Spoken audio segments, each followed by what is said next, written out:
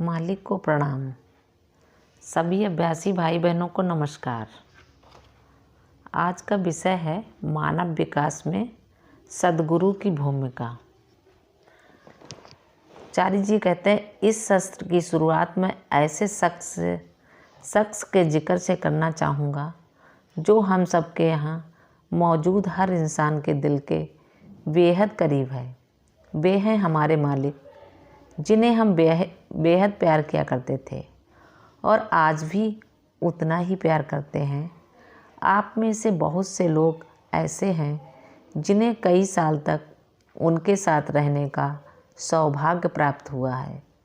इसलिए जो बात मैं कहने जा रहा हूँ वह आप सबके लिए नई नहीं है। फिर भी किसी बात का जिक्र बार बार करने से दो फायदे होते हैं। पहला तो ये कि जो बात कहने लायक हो उसे बार बार कहा जा सकता है। ज़रूरी नहीं है कि जो बात कही जाए वह हमेशा नई ही हो। दूसरा ये कि हमारे अंदर जिस आत्मीयता, जिस प्यार की भावना का होना ज़रूरी है, बार बार उसका जिक्र करने से वह भावना दृढ़ होती जाती है। मेरा अनुभव है कि ऐसे मौक़ों पर जिन्हें बोलने के लिए कहा जाता है, उनमें से ज़्यादातर लोगों में अपनी असफलता का भय बना रहता है। वे हर बार बोलने के लिए कुछ न कुछ नया ढूंढते हैं, इसलिए वे असफल हो जाते हैं। प्राचीन विचारधारा देखिए, जब भी ज्ञान या समझ बूझ की बात की जाती है तो हमारा मतलब प्राचीन ज्ञान से ही होता है। कहते हैं पुरानी शराब सबसे अच्छी होती है। ये बात संसार के दूसरे तत्वों की तरह ज्ञान पर भी लागू होती है। ज्ञान विचारधाराएं जितनी पुरानी होती जाती हैं, वक्त के साथ साथ वे ज़्यादा परिपक्व होती जाती हैं। ऐसा ही एक शाश्वत विषय है, वह है आध्यात्मिकता। जैसा कि मैं जिक्र कर रहा था कि आध्यात्मिक सत्य या स्वयं आध्यात्मिकता एक ऐसा विषय है जो हमेशा से महत्वपूर्ण और ज़रूरी रहा। इसके लिए हम उन पर निर्भर रहते हैं जो हमें आध्यात्मिकता प्रदान करते हैं। हमारे मालिक इसलिए सत्य से भी ज़्यादा, आध्यात्मिकता से भी ज़्यादा अगर कुछ महत्वपूर्ण है तो वे हैं मालिक, जो हमें आध्यात्मिकता प्रदान करते हैं। आधुनिक जीवन में ऐसी दुकानें काफ़ी प्रचलित हैं जहां अपने आप या स्वचालित यंत्रों द्वारा चीज़ें प्राप्त की जा सकती हैं, लेकिन मुझे नहीं लगता कि भविष्य में कभी ऐसा वक्त भी होगा जब आध्यात्मिकता को इस तरह पाना संभव हो सकेगा। यही कारण है कि समस्त प्राचीन पद्धतियों में आध्यात्मिक जीवन में सतगुरु के महत्व पर बार बार जोर दिया गया है। तो हमेशा से यही मूल सत्य रहा है, उसकी तलाश करो जो उसे देने की क्षमता रखता हो। मालिक हमारे गुरुदेव ने भी ये बार बार दोहराई है, उसकी तलाश करो और जब वह मिल जाए तो समझ लो कि तुम्हारा काम पूरा हो गया।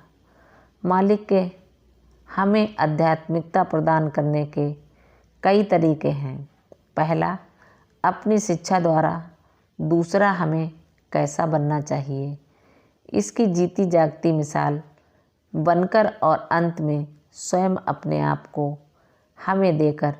इस प्रकार हम मालिक से 3 स्तर पर शिक्षा प्राप्त करते हैं। पहला, उनकी शिक्षाओं द्वारा जो वे अपने लेखन और बताए बातों द्वारा हमें सिखाते हैं। दूसरा, अपने जीवन का आदर्श प्रस्तुत करके कि हमें किस ढंग से अपना जीवन जीना चाहिए। और तीसरा, अपने हृदय से हमारी अंतरात्मा में दिव्य धारा प्रवाहित करके, जिसे अक्सर हम देख भी नहीं पाते। ये तो सर्वविदित तथ्य है कि स्तर के बढ़ने के साथ साथ चीज़ों का महत्व भी बढ़ता जाता है। निचले स्तर पर किसी चीज़ का महत्व कम होता है, उच्च स्तर पर उसका महत्व थोड़ा बढ़ जाता है और उच्चतम स्तर पर पहुंचने पर तो वह चीज़ सबसे ज़्यादा महत्वपूर्ण बन जाती है। इसलिए जो कुछ हम मालिक के भाषणों से, उनके द्वारा लिखी किताबों से या उनकी शिक्षाओं से पाते हैं, वह तरीका महत्वपूर्ण होते हुए भी सबसे कम महत्वपूर्ण का होता है। अपनी रहनी, अपने जीवन की मिसाल पेश करके जो शिक्षा वे हमें देते हैं, उसका महत्व उपरोक्त तरीके से ज़्यादा होता है और उनका सर्वोत्तम उपहार तो वह है जो हमें उनकी अदृश्य, अगोचर और अज्ञेय प्राणहुति के रूप में प्राप्त होता है। अब यहाँ एक समस्या पैदा हो जाती है। यहाँ उलटफेर का सिद्धांत लागू होता दिखाई देता है, क्योंकि हमें यही सिखाया गया है कि जिन्हें देखा या महसूस नहीं किया जा सकता, उनकी वनस्पति ये चीज़ें ज़्यादा महत्वपूर्ण होती हैं। जिन्हें हम देख सकते हैं या महसूस कर सकते हैं, हमारी बुद्धि भी कहती है कि जिसे महसूस नहीं किया जा सके, उसकी अपेक्षा बौद्धिक ज्ञान ज़्यादा महत्वपूर्ण होता है। जो चीज़ें हमारी दृष्टि से ओझल और अनुभूति के परे हों, उनकी अपेक्षा आदेशों का महत्व हमेशा अधिक प्रतीत होता है। इसलिए होता ये है कि हम मालिक के सबसे कम महत्वपूर्ण स्तर को तो बहुत ज़्यादा महत्व देते हैं, लेकिन उनके अस्तित्व के उच्चतम स्तर को, उनके दिव्य स्वरूप को बहुत कम या बिल्कुल महत्व नहीं देते। शायद हमारी असफलता का मुख्य कारण यही है। हम मालिक को उनके कथन, उनके लेखन की कसौटी पर तौलने की भूल कर बैठते हैं, जो कि तथाकथित दर्शन शास्त्र की तुलना में कुछ भी नहीं है। उनसे कहीं ज़्यादा अच्छी किताबें लिखी जा चुकी हैं, जिन्हें समझना बहुत कठिन होता है। आधुनिक बीमारी यह है कि जो चीज़ जितनी ज़्यादा मुश्किल होती है, उसे उतना ही ज़्यादा अच्छा समझा जाता है। इसलिए उनकी शिक्षाएं हमें पसंद नहीं आती। मेरा भी अनुभव है कि उनके सिद्धांतों या दर्शन की तुलना अगर हम प्रसिद्ध दार्शनिकों से, भारतीय दार्शनिक शंकराचार्य या रामानुजाचार्य से या पाश्चात्य दार्शनिकों से करने लगते हैं, तो मालिक का दर्शन किसी भी श्रेणी में नहीं आता। उनके जीवन को देखने पर भी यही समस्या सामने खड़ी होती है, क्योंकि उनका सांसारिक जीवन सही अर्थ में अनुकरणीय या श्रेष्ठ जीवन नहीं कहा जा सकता। उसे हम आदर्श जीवन की संज्ञा नहीं दे सकते। उनका जीवन बड़ा ही सीधा साधा, विनम्र और भौतिक स्तर पर बिल्कुल साधारण किस्म का था। जो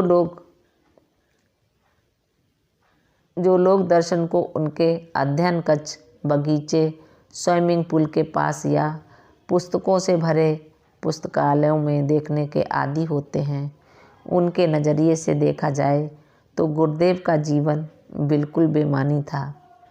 इसलिए अगर पहले दो स्तर पर गुरुदेव हमें प्रभावित नहीं कर पाते, तो इससे कोई आश्चर्य की बात नहीं है।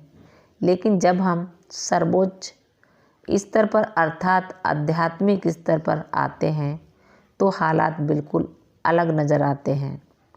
मैं पूरे भरोसे के साथ कह सकता हूँ कि हम में से जो लोग यहाँ आज मौजूद हैं, वे इसलिए यहाँ हैं क्योंकि मालिक की प्राणहुति का थोड़ा बहुत अनुभव उन्होंने अवश्य किया है।